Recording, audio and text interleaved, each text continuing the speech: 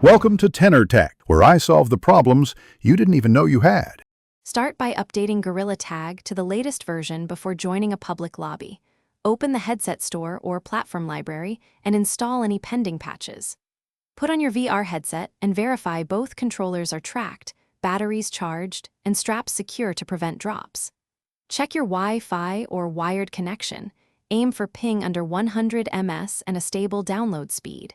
If you see repeated packet loss, switch to a 5 GHz network or plug into Ethernet via adapter for Questlink or PC VR. From the Gorilla Tag main menu, point at play and select it with your controller, then choose Public Lobbies to view a list of active games.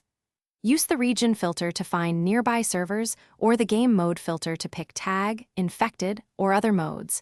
Filtering reduces ping and helps you join maps you like. Select an open lobby to join.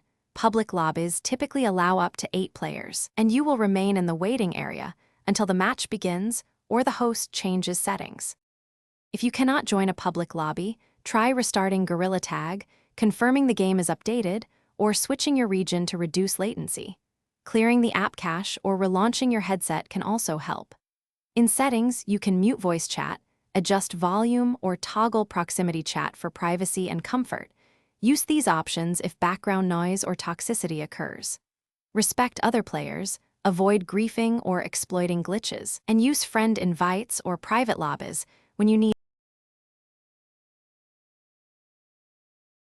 Thanks for watching. Subscribe to keep your life in tune.